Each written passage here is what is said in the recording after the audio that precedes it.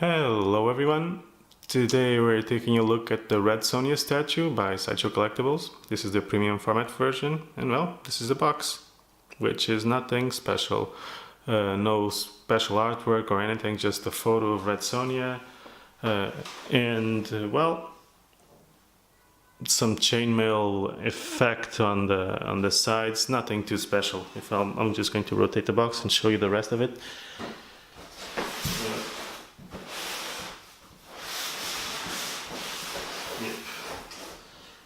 Definitely plain as plain can get. So let's just jump right ahead into the statue itself. Well, and here she is now, Red Sonja, in almost like a victory pose. Well, actually, if you go with the exclusive version, she comes with a switch out hand that is holding someone's decapitated head. So yeah, definitely a victory pose. Which is to be expected of someone of her caliber, I guess.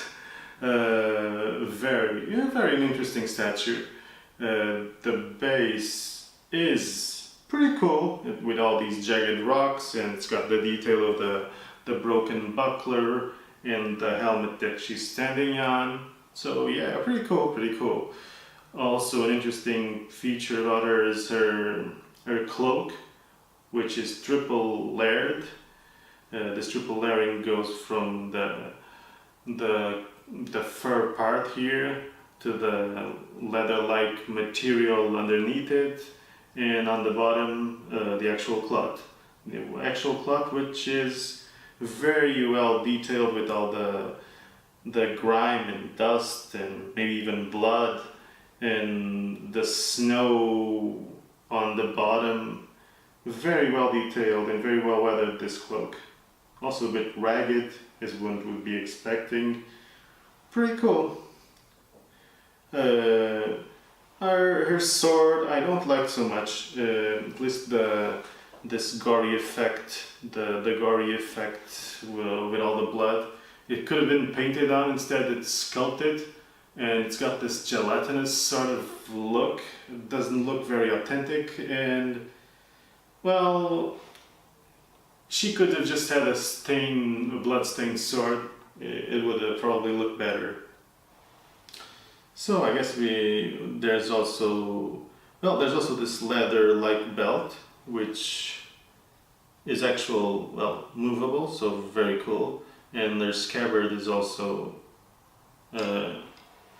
movable. Well, not so much movable, but it's not part of the sculpt itself, so it has that mixed media sort of bonus. Some people like mixed media, some don't.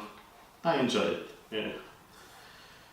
Her face. Well, her face is a bit lackluster, especially if you compare it to the prototype and the photo that's on the cover of the box. It completely does not match. It's not as perfect. So yeah, definitely a fault there.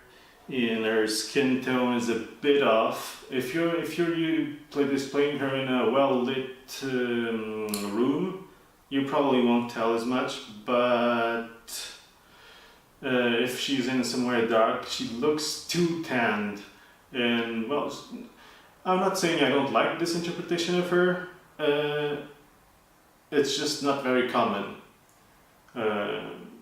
Well, I guess if comparing it to Harry Potter, it's like a Black Hermione, Some people won't like it, some people are too purist about it. I guess it's acceptable. I like her. I don't mind her at all, actually. But here comes the big problem, and I'm going to show you guys a prototype for Red Sonja that's going to be released this year. And I'll compare it to this one that I have here, and you probably will understand why I won't recommend this statue to anyone, or at least just in very special cases. So without further ado, here she is, the new Red Sonja that's currently in prototype stage. And I know that this is just a prototype, but it just seems so cool. The painting just seems so wonderfully done, the blood effect and everything.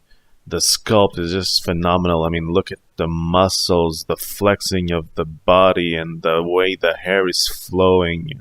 The whole motion of her just seems phenomenal. And that base is just blows everything out of the water. The level of detail on the base is almost like it's a statue in itself.